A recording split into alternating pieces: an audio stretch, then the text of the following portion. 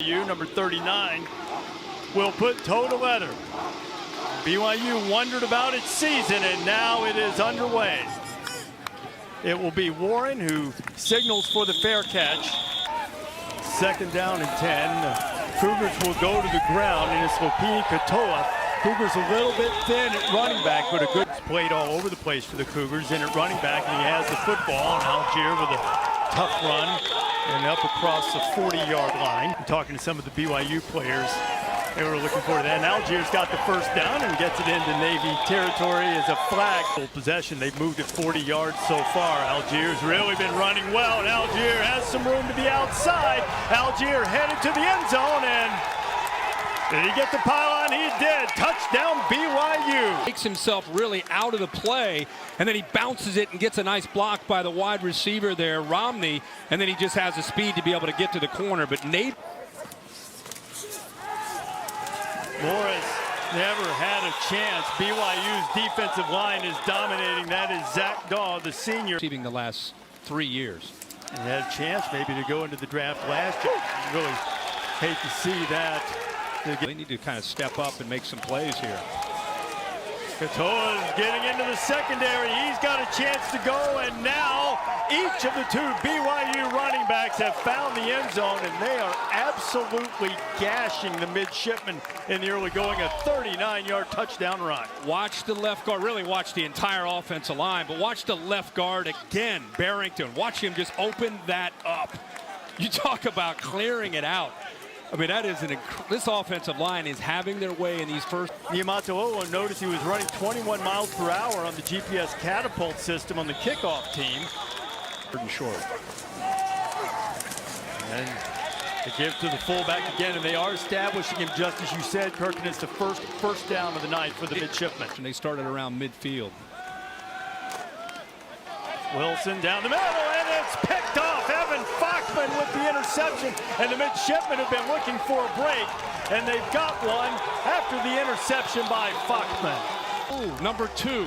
He actually stumbles right near the end of this route as he comes across. He goes down, and by going down, the ball's thrown pretty accurately, but by losing his footing, he actually tripped there with the linebacker, Fago. And the veteran Fockman there ends up coming up with the interception.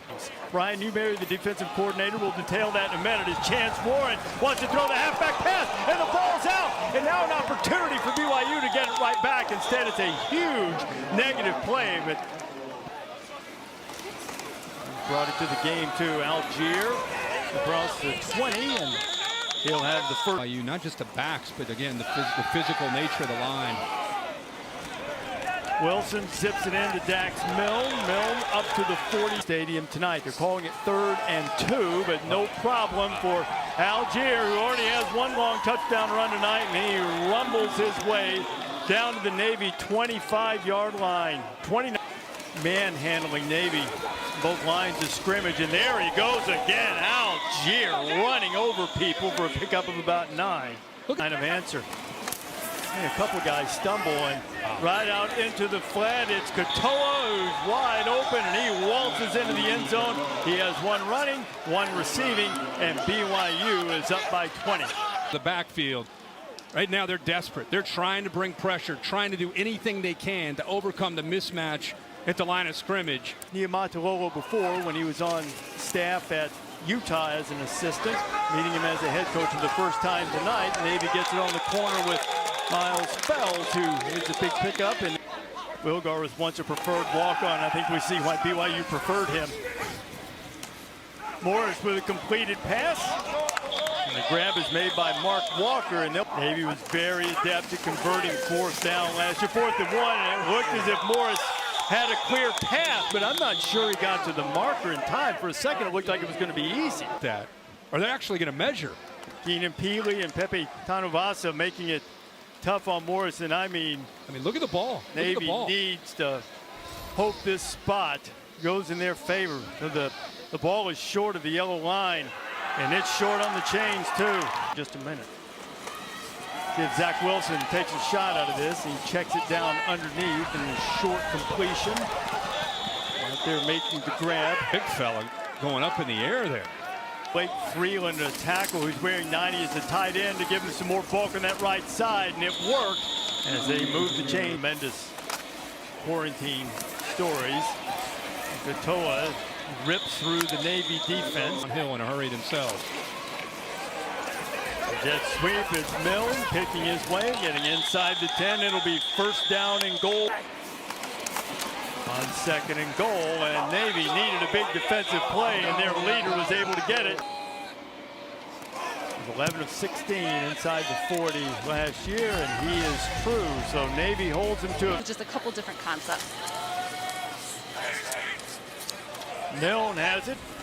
Well, A little tunnel screen looking play. He'll pick up another first down for BYU. Allison, I would say Isaac Rex has been asked to step in tonight in that spot. Wilson dropped the snap and picked it up and made something out of it. Finds Neil Pau.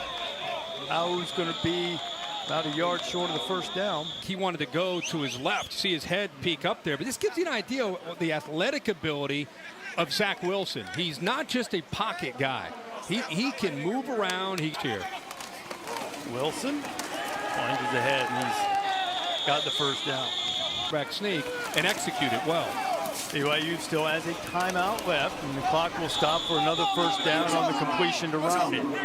Push back and forth. Wilson throwing it right on the money and going for the pylon as a catch by Pau.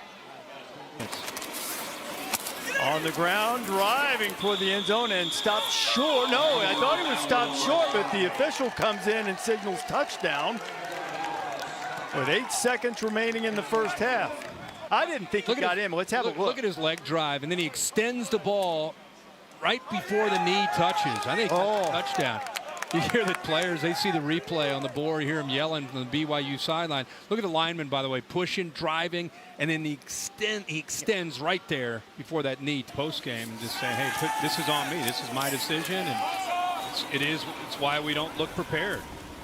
Well, Zach Wilson looks prepared, and he just threw a seed into Gunnar Romney as BYU is on the move again. Wilson with a little tunnel. Romney has running room, and Romney going down the sideline, still on his feet, and Gunnar Romney will stroll into the end zone with another BYU touchdown. This is not Navy defense. I mean, this is well executed by BYU, but there's a missed tackle. He goes down the sideline, another missed tackle, another missed tackle, another missed tackle, and then he just goes into the... It was just a great place to be, and I'll always cherish all the memories from that stadium. Coach, I'd love to ask you about just... And athletic director Chet Gladchuk, and of course Coach Ken, who's done a tremendous job with that program since taking over from Paul Johnson, who really got it going too. Energy, just like we see on TV, and he and his wife Betsy, just brought a great energy to the program. The 7 Army-Navy game, and those are the days where you didn't throw the ball very much. I mean, 15 passes was really opening it up. But, they won that game. We won that game. John Cartwright was throwing to Rob Taylor, and that's how they ran out the clock, was by throwing the ball. And it just wasn't the same then. And so, I kind of knew the players, and they had a very good team with Cartwright and Taylor, Tom Daly, Terry Murray, Ballsy, and they beat, Penn State at Penn State. They beat Michigan at Michigan. They beat Syracuse. They beat Pitt. Of course, they beat Army.